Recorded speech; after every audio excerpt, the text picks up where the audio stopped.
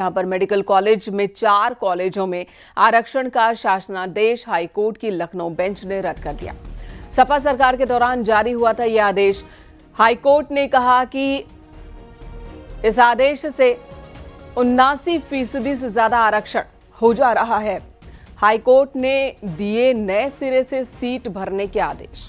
High court ने कहा 50% आरक्षण सीमा नहीं लांघ सकते। जालौन कन्नौज मेडिकल कॉलेज के लिए आदेश जारी किए गए। सहारनपुर अंबेडकर नगर मेडिकल कॉलेज को भी आदेश। 13 जून 2015 को शासनादेश जारी हुआ था, जिसे हाईकोर्ट ने फिलहाल रद्द कर दिया है।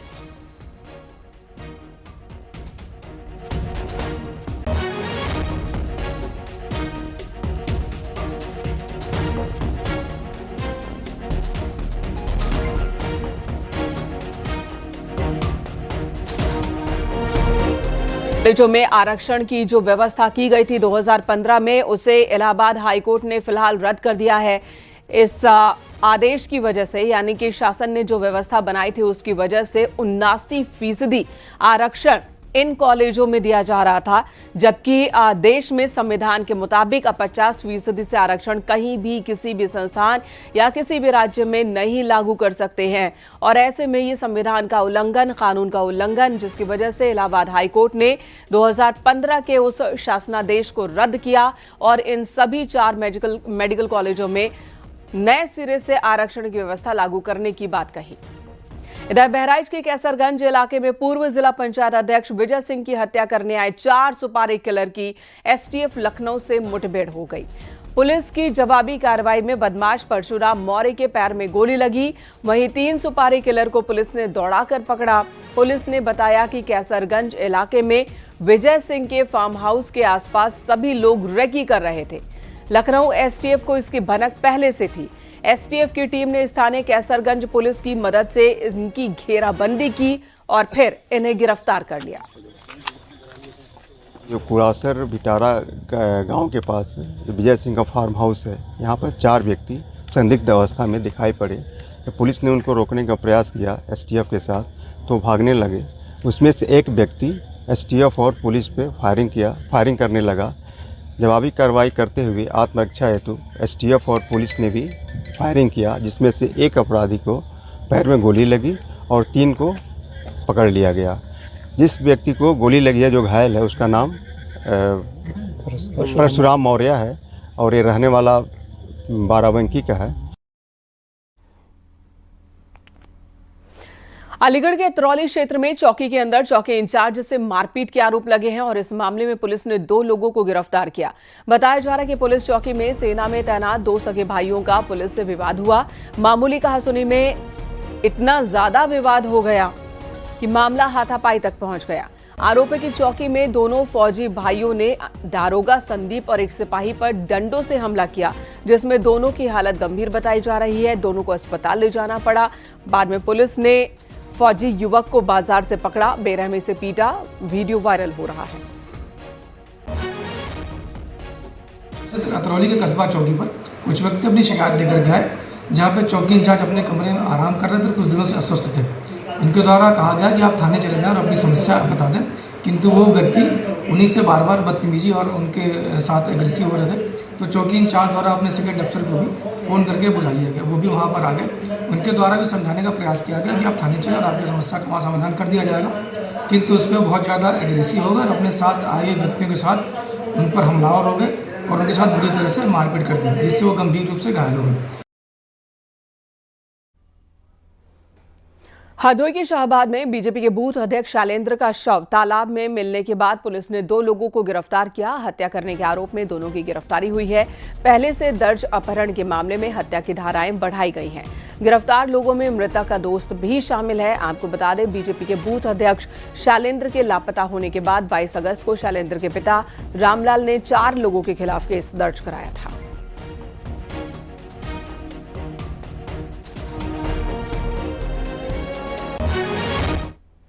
हरदोई के सांडी थाना क्षेत्र में घूसा मार कर पिता की हत्या करने वाले बेटे को पुलिस ने गिरफ्तार किया। शुक्रवार रात की घटना में मृतक की पत्नी की तहरीर पर बेटे के खिलाफ हत्या की रिपोर्ट दर्ज की गई। प्रभारी निरीक्षक राकेश यादव ने बताया कि मृतक की पत्नी रामा देवी की तहरीर पर हमने रिपोर्ट दर्ज की, आरोपी को गिरफ्तार कर लिया है।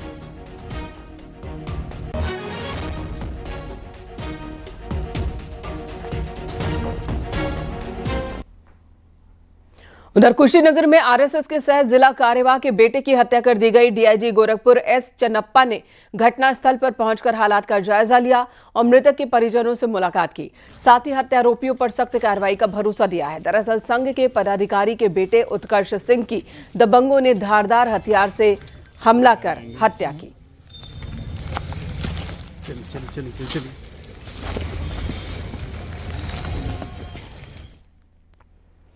बुलंदशहर में एक गांव में फूड पॉइजनिंग के चलते परिवार के 6 लोगों की हालत बिगड़ गई। सभी को इलाज के लिए अस्पताल ले जाया गया। इलाज के दौरान परिवार के एक सदस्य की मौत हो गई है। परिवार के बाकी लोगों का इलाज इस वक्त चल रहा है। दरअसल सभी लोगों ने घर पर ही लौकी के बने कोफ्ते खाए थे, जिसके बाद कुछ ही घंटे में परिवार के सभी लोगों की तबीयत बिगड़ने लगी। उन्हें अस्पताल लाया गया, लेकिन यहाँ एक की मौत हो गई।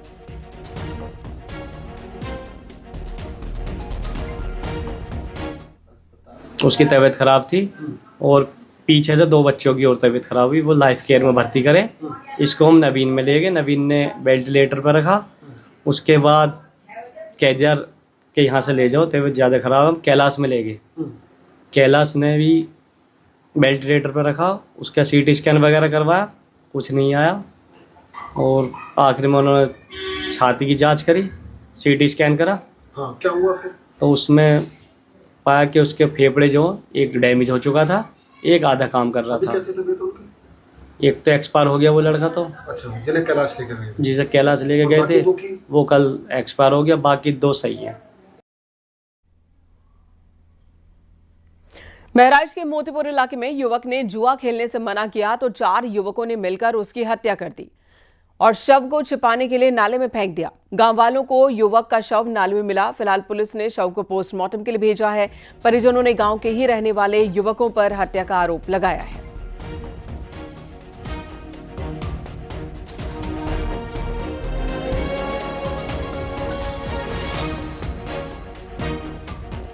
कौशाम्बी से एक हैरान कर देने वाला मामला सामने आया, जहां 15 साल की लड़की को 1 महीने के अंदर तकरीबन 6 बार सांप ने डसा। जिला अस्पताल में पीड़ित बच्ची का इलाज जारी है। 13 अगस्त को पहली बार सांप ने काटा था।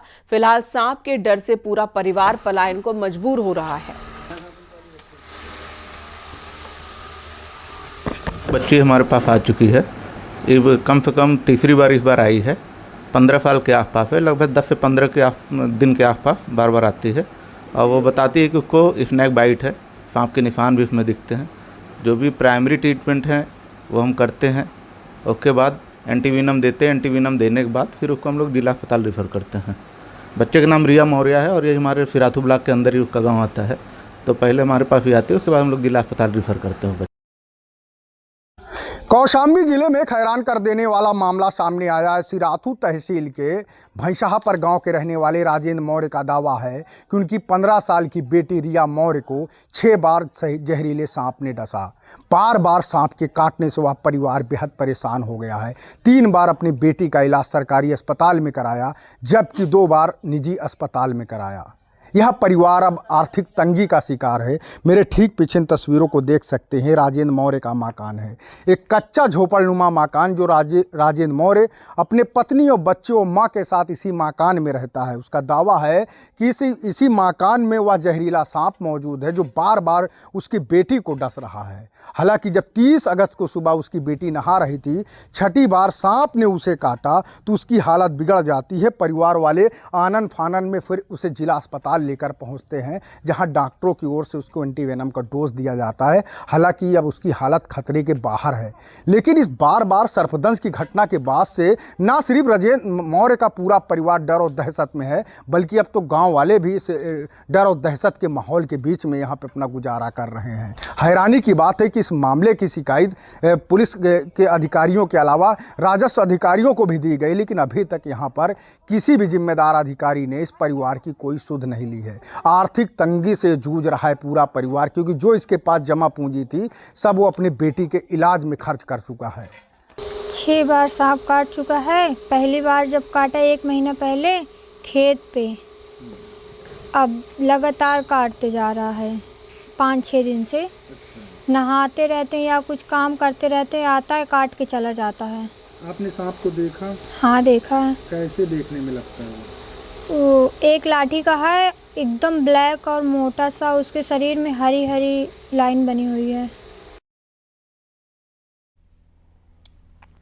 बरेली से एक सनसनीखेज लव जिहाद का मामला सामने आया, जहां कैफे मालिक आलम ने नाम छिपाकर हिंदू लड़की को प्रेम जाल में फंसाया, बिजनेस पार्टनर बनाया, शादी का वीडियो भी बनाया, कई बार शोषण और गर्भपात कराया और जब सच्चाई सामने आई तो लड़की के पैरों तले जमीन खिसक गई।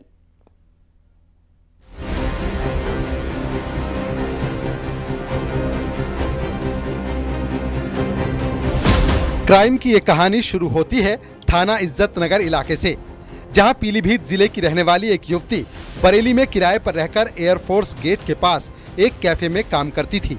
कैफे मालिक ने अपना नाम प्रेम सिंह बताकर पहले दोस्ती का नाटक किया, फिर उसे बिजनेस पार्टनर बना लिया। धीरे धीरे रिश्ता गहरा हुआ।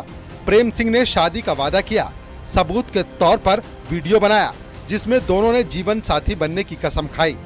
युवती उसके साथ लिव इन में रहने लगी, लेकिन ये सब लव जिहाद का एक जाल था। थाना इज्जत नगर के अंतर्गत एक महिला द्वारा तहरीर दी गई कि एक व्यक्ति ने पहचान छुपाकर और काफी समय से उसके साथ में रिलेशनशिप में था और धोखाधड़ी करते हुए उसके साथ में विवाह किया। वह व्यक्ति पहले से शादीशुदा था, उसके 2 बच्चे थे। धीरे धीरे प्रेम जाल में फंसी युवती का शोषण शुरू हो गया। आलम ने कई बार उसके साथ शारीरिक संबंध बनाए। जब भी वो शादी की बात करती तो वो बहाने बनाता, कभी व्यस्तता, कभी परिवार का बहाना। इस बीच युवती 3-4 बार गर्भवती हुई। आलम ने जबरन गर्भपात करा दिया। अब जब लड़की को सच्चाई पता चली कि आलम शादीशुदा है और 2 बच्चों का बाप है, तो उसके पैरों तले जमीन खिसक गई। इस पूरे प्रकरण में जिस प्रकार से धोखाधड़ी करते हुए और पहचान छुपाकर जो कृत्य किया है इस व्यक्ति ने, इसके विरुद्ध जो तहरीर प्राप्त हुई है, उस तहरीर के आधार पर मुकदमा सुसंगत धाराओं में पंजीकृत किया गया है। जो भी साक्ष्य मिलेंगे, तथ्य मिलेंगे, उनके आधार पर कड़ी विधिक कार्रवाई की जाएगी। फिलहाल पुलिस ने आरोपी आलम को गिरफ्तार कर लिया, लेकिन उसके नेटवर्क की जांच जरूरी है। लव जिहाद का जाल कहीं भी बिछा हो सकता है, ऐसे में सावधान रहें, सतर्क रहें। Bureau report, news 18।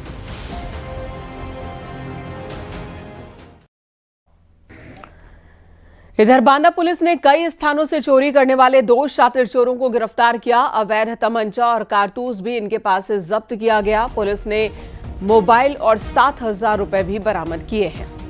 कड़ाई से पूछताछ करने पर आरोपियों ने गुनाह कबूल किया और कहा कि पिपरही और निवाइच गांव में उसने चोरी किए थे।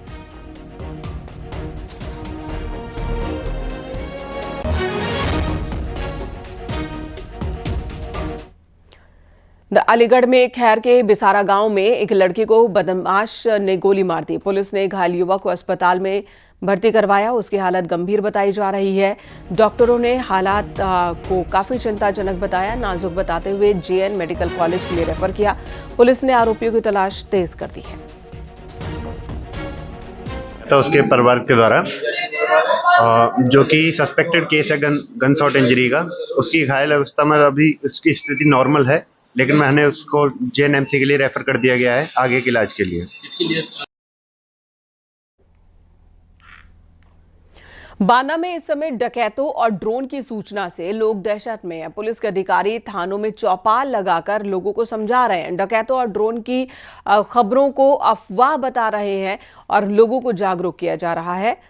ड्रोन की सूचना को अफवाह बताया जा रहा है। किसी भी संदिग्ध घटना की सूचना पहले पुलिस को देने की बात कही जा रही है। क्षेत्राधिकारी, थाना अध्यक्ष व हल्का प्रभारी द्वारा गांव में जा करके चौपाल का आयोजन किया गया, जहां उपस्थित समस्त ग्रामीणों एवं सभ्रांतजनों से फैल रही अफवाहें जैसे डकैतों व ड्रोन उड़ने की भ्रामक अफवाहों पर ध्यान न देने की अपील की गई। साथ ही उनसे ये निवेदन किया गया कि यदि ऐसी कोई भी सूचना प्राप्त होती है तो वो त्वरित रूप से पुलिस को सूचित करें। बांदा पुलिस आम जनमानस से ये अपील करती है कि किसी भी अफवाह पर ध्यान न दें और सामाजिक सौहार्द बनाए रखें।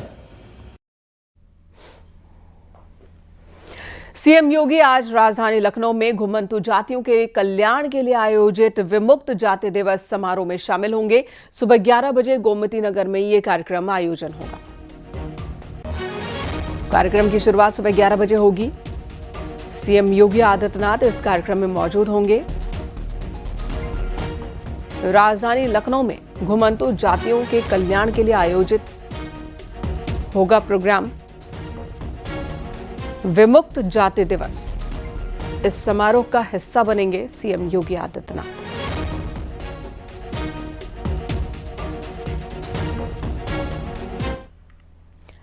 इससे पहले सीएम योगी और रक्षा मंत्री राजनाथ सिंह ने कल नोएडा में डिफेंस सेक्टर के लिए सामान बनाने वाली फैक्ट्री का उद्घाटन किया। इस फैक्ट्री में डिफेंस सेक्टर के लिए ड्रोन भी बनाए जाते हैं और इस मौके पर सीएम योगी ने कहा कि ब्रह्मोस अभी भारत की नई पहचान बन चुकी है, जिसका नया पता लखनऊ है। वहीं केंद्रीय रक्षा मंत्री राजनाथ सिंह ने यूपी में बेहतर कानून व्यवस्था और निवेश की बेहतर संभावनाओं के लिए सीएम योगी की तारीफ की।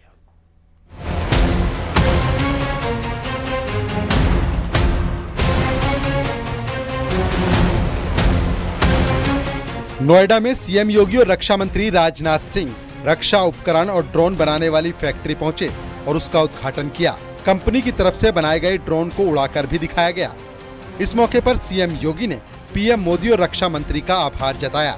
सीएम योगी ने कहा कि जब शस्त्र और शास्त्र दोनों में बेहतर तालमेल होगा तभी कोई राष्ट्र शक्तिशाली होगा। शांति मांगने से नहीं मिलती, खुद को शक्तिशाली राष्ट्र बनाना होगा। शेर अपनी दहाड़ से न केवल जंगल का राजा होता है बल्कि सब पे शासन करने की सामर्थ्य भी रखता है और सबका एक हीरो भी होता है। सीएम योगी ने कहा कि ब्रह्मोस अभी भारत की नई पहचान बन चुकी है, जिसका नया पता लखनऊ है। ऑपरेशन सिंदूर में ब्रह्मोस का असर पूरी दुनिया ने माना है। अब लखनऊ ब्रह्मोस मिसाइल के रूप में भी जाना जा रहा है, क्योंकि लखनऊ की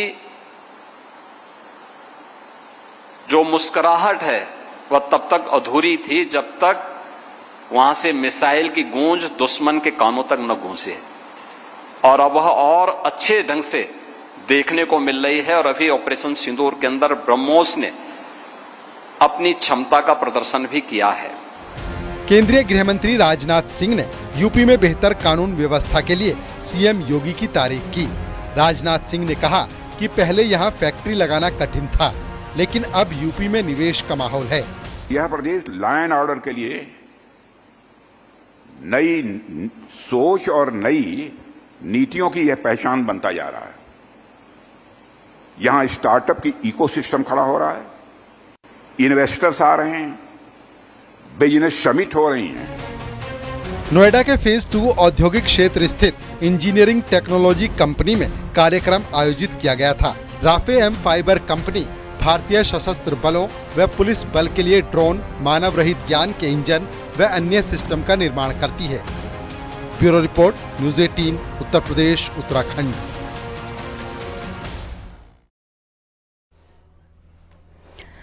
प्रधानमंत्री नरेंद्र मोदी आज सुबह 11 बजे मन की बात करेंगे। मन की बात कार्यक्रम का ये 125वां एपिसोड होगा और इस कार्यक्रम के जरिए पीएम मोदी देशवासियों के सामने कई अहम समसामयिक मुद्दों पर अपनी राय रखेंगे।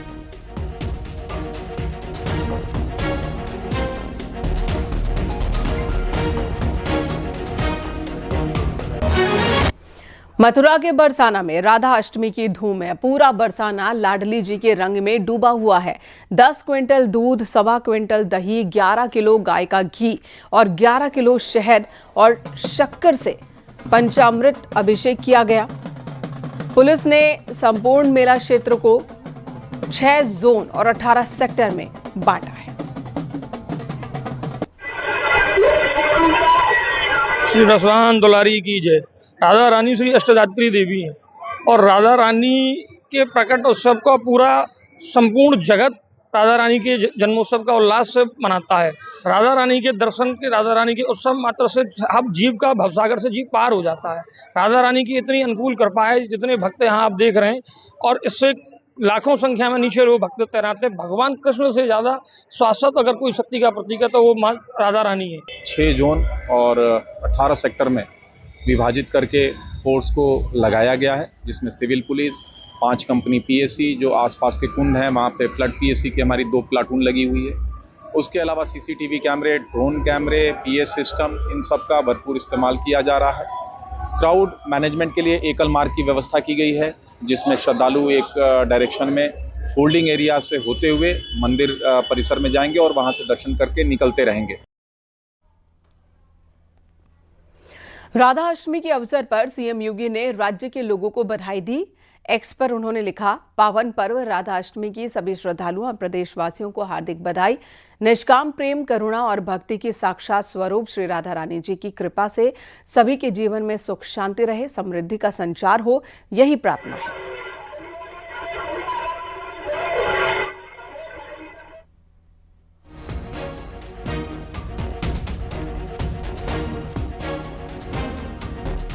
और अगली खबर चंदौली से। शराब तस्करों ने बिहार में अवैध शराब तस्करी का तरीका निकाल लिया है।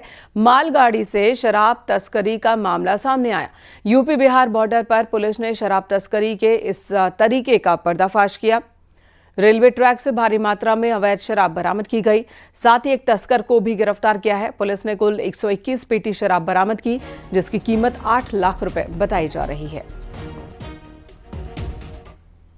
अवैध तस्करी किए जा रहे पूरे माल को बरामद किया गया, जिसमें कुल 121 पेटी शराब की बरामदगी हुई, जिसमें देशी शराब, अंग्रेजी शराब और बियर की मात्रा शामिल है। इसको अगर हम लीटर में लें तो ये 1140 लीटर टोटल शराब की मात्रा होती है और इसका बाज़ार मूल्य करीब 8 लाख रुपए है।